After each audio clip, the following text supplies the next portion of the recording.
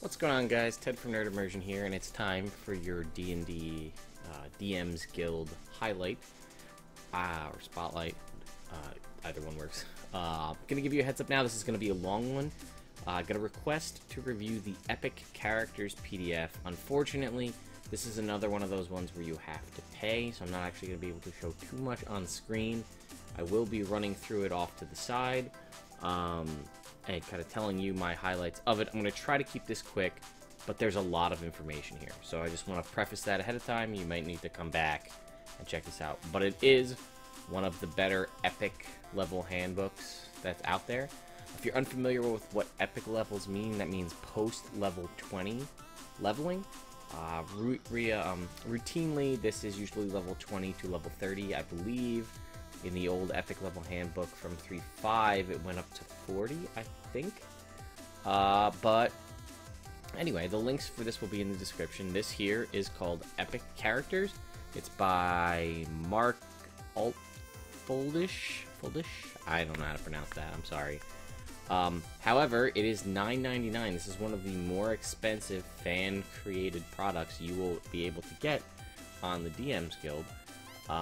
And there's a lot of information about what's there. Upcoming releases, several more prestige classes, fixing. There's a lot of grammar stuff in here, so if you get that now, just keep in mind. Epic level monsters. This is big because right now there are no creatures unless you homebrew something that you would actually be able to take on as an epic level creature, as an epic level character rather. This project is a long time in the making, as each monster makes a considerable amount of time to design and test, as well as acquiring quality artwork. And then he has an email there if you'd like to contact him with any ideas. Mystery book. This has become a much bigger project than I first intended. 12 new archetypes for existing classes, 2 entirely new classes, each with 3 to 4 archetypes, 4 to 5 new races, 6 new backgrounds that fit the book's theme, etc., etc. So you're going to get a momentary. Here's I didn't show you this, which is what I was talking about.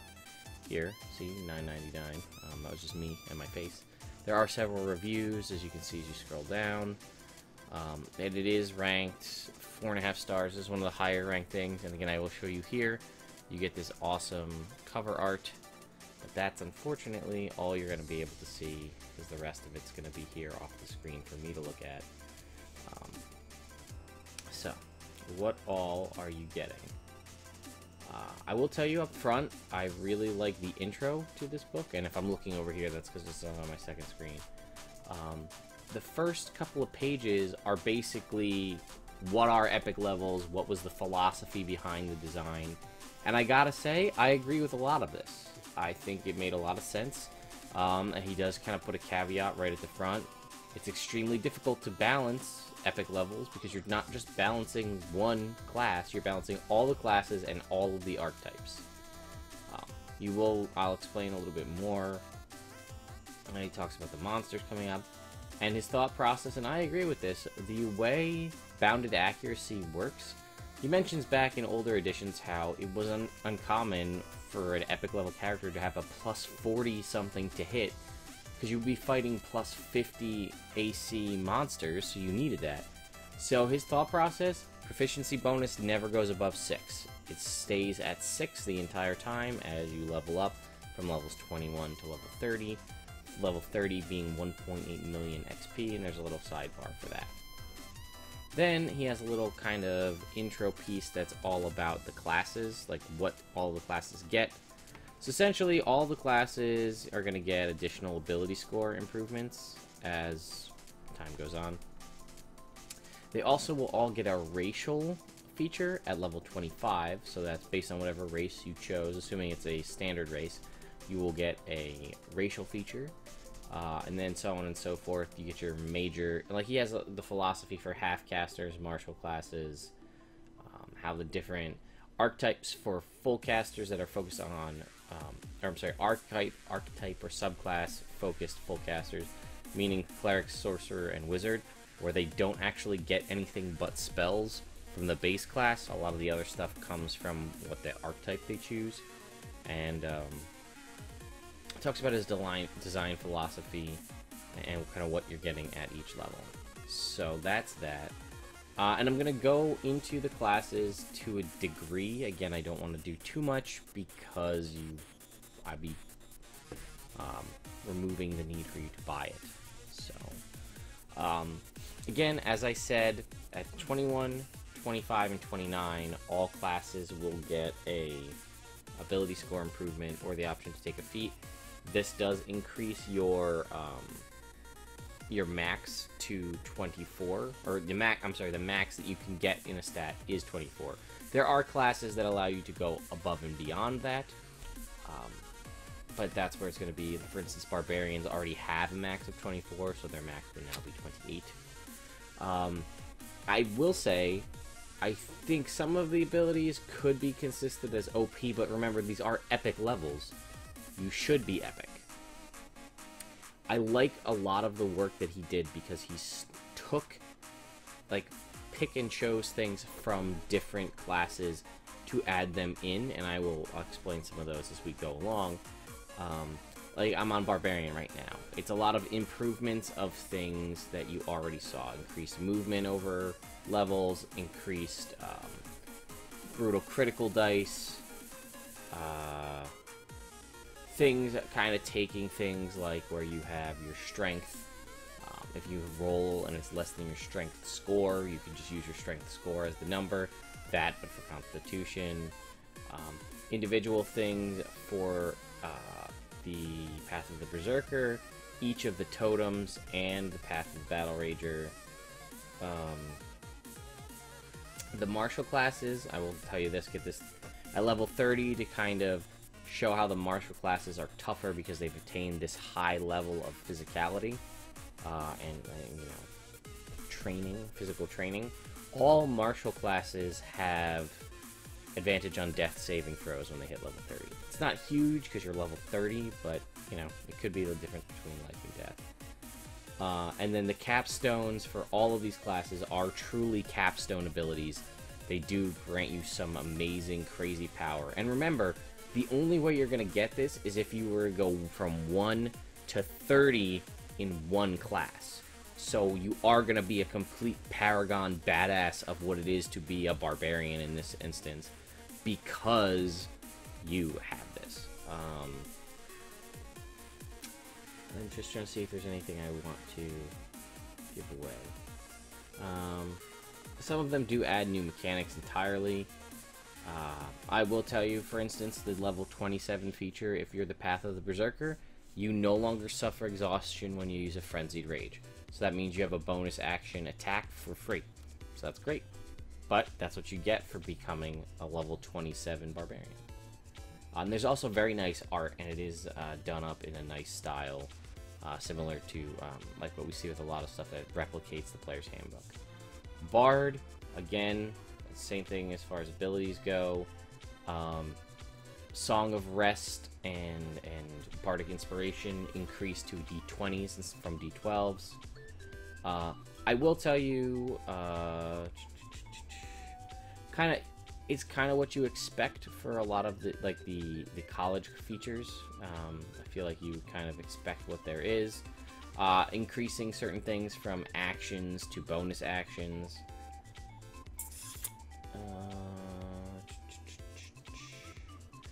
I'll tell you the level 30 for the Bard. They increase their proficiency bonus by 1. So for a level 30 Bard, your proficiency bonus goes to a 7, the only class that has that. One of the features that one of the colleges gets is evasion. It's a very, very high level thing, but to get evasion for free, I like it because it took something from a pre-existing class and added it in to one prior. All spellcasting classes that, you know, you'll get more spells known if you're a spell known caster, and you will get additional cantrips as well. I will tell you this one as well, because I like this one. When Song of Rest improves from a D12 to a D20, additionally, the time required for short and long rest is halved for you and your allies within 60 feet of you that can see or hear you, by you kind of implementing your music, your high-level bardic music, to increase that resting. It cuts a long rest down to 4 hours, which I think is amazing. I mean, you could still only benefit from one long rest in a 24-hour period. However, a half hour for a short rest is also really nice. Cleric. Again, this is one that it would be, if I were to go through this one, I've expressed my interest with that, but because each individual domain there are so many, a lot of the features are tied to the domains. So things that are non-domain specific, gaining additional spell levels per day, like additional 6th and 7th level spells.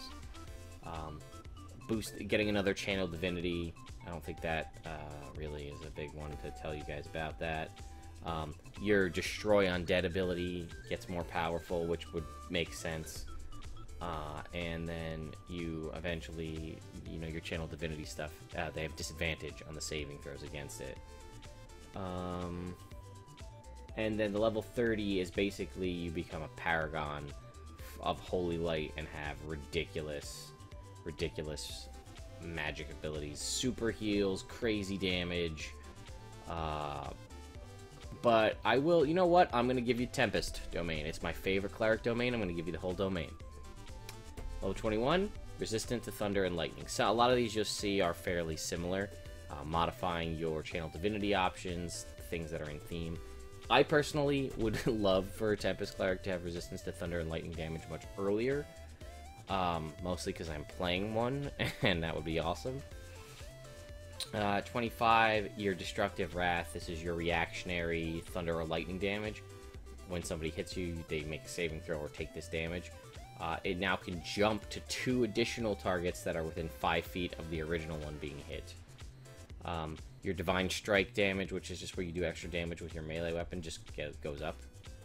And that's it. There you go. I will tell you some of the other domains that are themed towards something, like the Trickery domain being roguish. Take some things from Rogue levels 1 to 20 and kind of slots it in there. It's very neat. Let's move on to Druid. Druid, again, same things with the ability score improvements, additional spells, as I said, additional spells prepared, additional spell slots, and then you get different things based on your circle.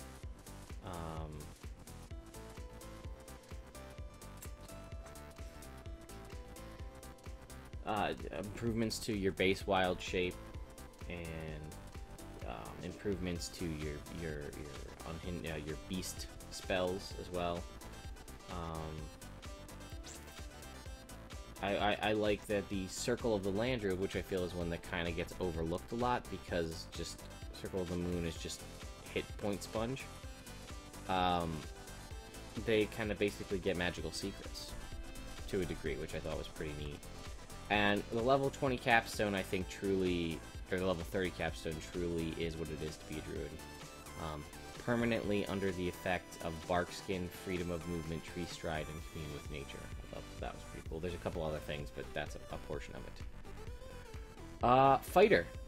A fighter gets... You would think they might get an extra feat. They do not, or ability score improvement. They still have the 21, 25, 29. Second Wind kind of increases to heal more extra attacks, up to 6 total attacks in a round. Things that boost when you get hit, increases to Indomitable, and then a lot of the other ones kind of make sense, like Champion increasing its crit range from 18 to 20 to 17 to 20. Additional use of Action Surge, the Death Saving Throw advantage we spoke about, and then you can become an Avatar of Warfare at level 30, which is kind of similar to a lot of the Paladin things, where you kind of undergo this temporary form that gives you a bunch of abilities, so that's pretty neat. Monk, also cool, same thing with the ability scores. You gotta realize, as a monk, you have a lot of stuff going for you at level 20. You already are proficient in all saves and things like that, so wow, what's left? Additional damage on your Flurry of Blows. Force damage on top of the regular damage that it does. Danger Sense, the Barbarian ability, which is, again, something a Barbarian gets at level 2.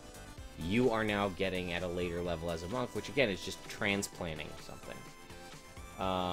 Increases to the number of attacks you can do with a flurry of blows.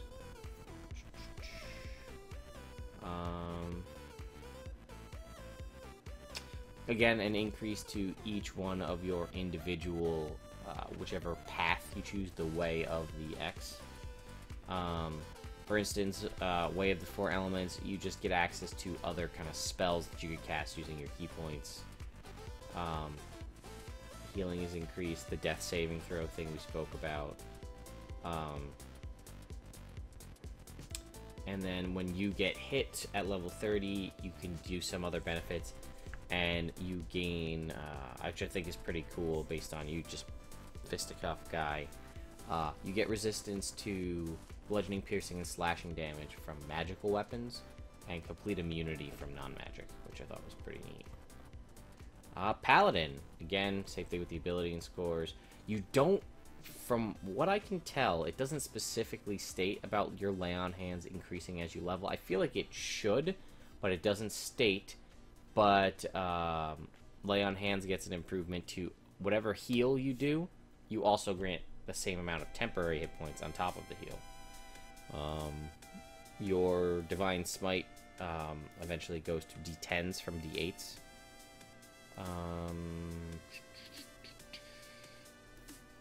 Additions to your Channel Divinity, and then the kind of oath additional spells as well as a paladin. The oath specific thing that you get access to, basically for all of them does some sort of buff to your Channel Divinity. And then again, similar to what we talked about with the Cleric 30th level, is very similar to what you get as a Paladin.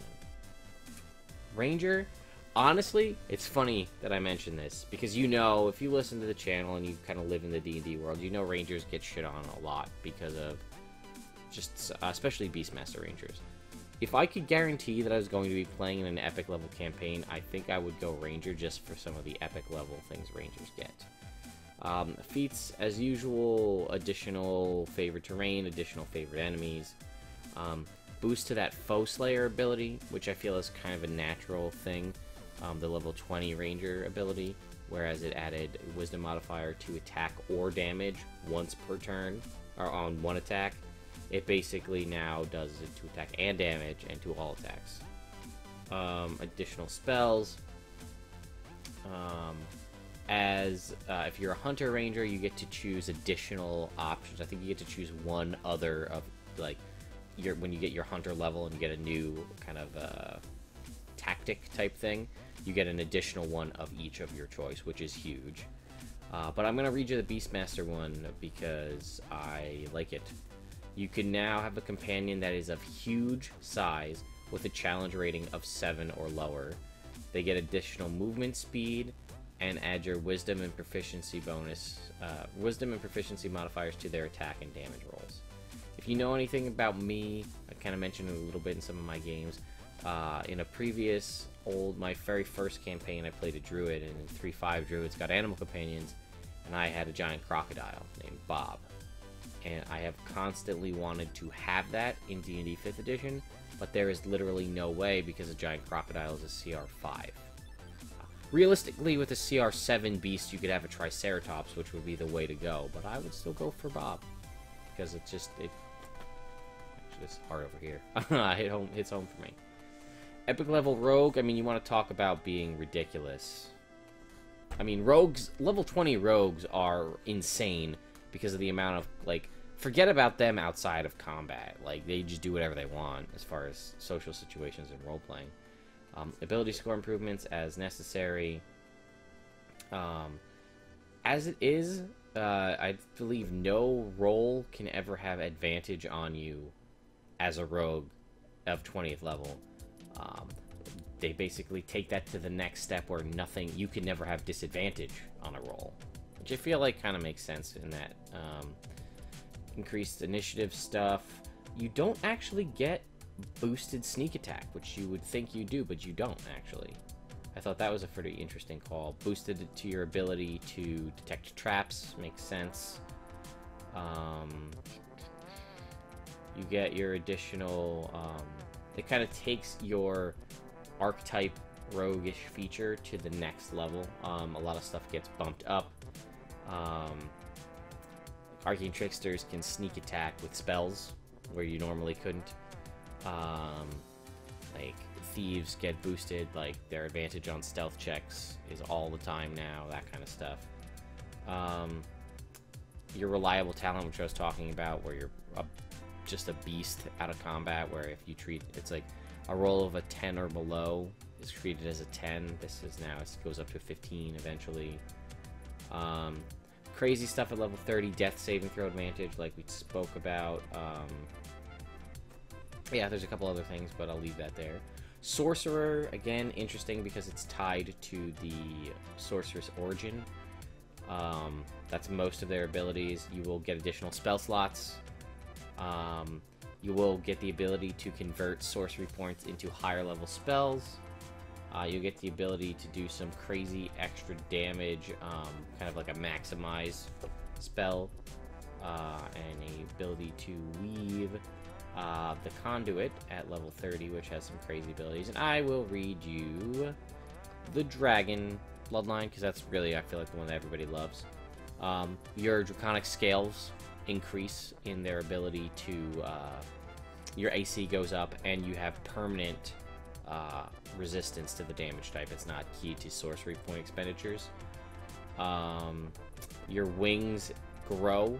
Your dragon wings grow, and you now fly twice your speed. And creatures have disadvantage on your frightful presence. And your kind of capstone for that one is you choose another draconic ancestor, like another dragon type. So say you had fire, you now choose, like you had a gold dragon, now you choose a silver dragon or what have you, and you get all the benefits associated with that. It doesn't, you choose a second dragon ancestor and gain all the benefits associated with it. I don't know if that applies to the benefits that you just obtained from your epic levels, whereas you have permanent resistance. I don't know. Warlock is the one that's kind of wacky because Warlock is a little bit different. There are epic level invocations. You will get increased spells now and increased cantrips, again as all of them. Same ability score improvements, different pact abilities, and then different patron abilities. The pact abilities, I'll tell you, Pact of the Chains, not really super great, the base ones. Pact of the Tome is kind of what you imagine, almost like a magical secrets kind of a situation. And additional spells. Pact of the Blade, additional attacks. And then your patron specific, invisibility and charm stuff for Archfey. The Fiendish one, you can kind of generate a frightful aura and do some damage as you turn into a mist type form. And I like the Great Old one, has one ability where basically you can just shut down when people try to teleport. You're just like, nope, because of your kind of control over the dimensions and that kind of thing. The Undying I wasn't really thrilled too much with. Again, you increase what level of spell you can increase with your pact magic, arcanum stuff. I will tell you, you can sacrifice hit dice to gain temporary hit points after a long rest. And I won't really... Eldritch Signs, which is the 30th level ability, I won't really go too much into that. But there are a lot of invocations as well, epic level invocations. They all are all... None of them are basically freebies. They are all tied. I think 2 of them are, but they're mostly tied to a pact or a patron. For instance, one of the blade ones is, I think whenever you make an attack, you make 3 attacks instead of 1, which you normally only be able to make 1 attack. Or additional uses of Eldritch Blast or things like that, teleportation. And then again, epic level wizard, it's tied to the School of Magic. Additional cantrips, same ability score improvements. Let's see what base things. Increased spell capacity, you know, a higher level. You gain slots of 10th, 11th, and 12th level. So, you know, just to do more damage and things like that. swapping out of spells that you wouldn't normally be able to, casting of different kinds of spells. Archmage, which is the 30th level ability, gives you some really awesome combat abilities, but one of the other ones is I'm sorry, you just actually get a really cool book. I'm gonna read you the blade singing one because Bladesinger is my favorite wizard. So you can attack an additional time as part of your blade song, rather than only twice. You can attack 3 times. The 25th level is kind of meh. I feel like it. I mean, I guess if you play 100% by the rules, that's a thing. But I feel like most DMs overlook this. You can use your weapon as an arcane focus, which is the thing that Eldritch Knights get. So that's the thing. And then your kind of capstone for blade singing is blade song is on always, rather than having to activate it. You just always have it on, which I think is really cool. That is it for the classes. There are epic level racial features as well. I told you at level 25, based on your race, you get a feature. I'll kind of highlight a couple. Hill Dwarf, because you're level 25, your hit point maximum increases by 25. Dragonborn, your breath weapon damage is doubled, and you get to do it twice for short rest.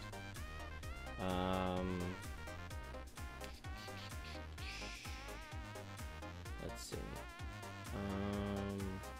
A Rockruck can fly in medium armor. Just gonna grab a couple here as I'm looking around. Stout halflings are now immune to poison damage outright. Mountain dwarves get proficiency in heavy armor. And then at the end are 1, 2, 3, 4. It's like 4 prestige classes, epic prestige classes. If you're not familiar with prestige classes, they are technically a thing that exists in 5th edition. Nothing canonical, only in Unearthed Arcana. But they're a class you prestige into. They have prerequisites that you need to meet, and you kind of enter into that, and it gives you other abilities. For instance, this first one here, the Archblade, which is the one I guess I'll just go through. You need to have Strength or Dex of 17, Intelligence, Wisdom, or Charisma of 15. You need to be at least Character level 25. All of these are also 3-level prestige classes. And you need to complete a special task. You must gain the attention of an NPC Archblade who chooses to teach you in the ancient ways of the Archblade. You might have to compete in near impossible trials or defeat other apprentice Archblades in order to progress further in this class. New hit point, new hit die for that level. And then you kind of get this, you meditate with your weapon, and it gives you access to other abilities.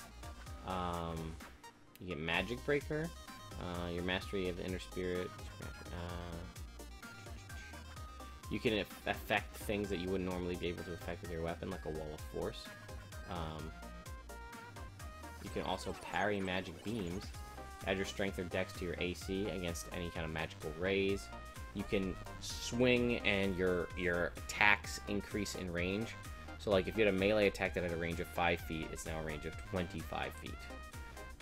So you can do damage out to a distance. You don't suffer disadvantage with your weapon, your chosen weapon. What I thought this was really cool is all of your attacks kind of count as a single attack for determining concentration. And at first I was like, that seems kind of dumb. You make 3 checks. If you did 3 attacks, that's 3 separate concentration checks. But what this means is you add the damage. So if you did 10, 10, and 10 damage, which you obviously wouldn't at this level, that would be 1 hit of 30 damage, so they'd need to make a DC 15 Constitution saving throw. But if you did 20, 20, 20, that's a DC 30 saving throw to not lose concentration. And then you get an additional attack at the capstone of that. Anyway, guys, sorry that ran a little bit long. That was the... I guess we can kind of throw this up here. That was the Epic Characters Handbook, or Epic Characters PDF here on the DM's Guild. I will have a link to this in the description. Have you picked this up? Have you played in any Epic campaigns? I'm very curious. Let me know how that's going for you guys. And if you have something specifically that you would like to that you would like me to kind of talk about here on the DM's Guild Spotlight, let me know. This is a suggestion from Justin Halifax. He said, hey, can you review this? And I said, sure. And here I am. I know next week I will be reviewing an adventure module. I was approached by the company here on the DM's Guild, known, let's see if I can find them on here, as Broken Knives. This is it right here. The Maze Beneath the Maze. This is a $6 adventure for 5th level characters. They would like me to do a spotlight on this as well. I've kind of looked at this a little bit already. It looks pretty great. I will also point out that I guess I probably could have clicked here because there is previews. Let's do a quick preview. What do we got? 8 pages. So here's the progression thing, and here's most of your epic level barbarian right here. You can see for free. But yeah, I will be reviewing the Maze Beneath the Maze next week on my DM's Guild Spotlight. But if you have something you've created yourself that you'd like me to kind of put a spotlight out there for and do a little bit of a review on it, let me know. If you just saw something, you're like, hey, I don't really want to buy this. Why don't you buy it and tell me about it? I'll do it. So let me know, guys. I hope you enjoyed this video, and I'll see you next time.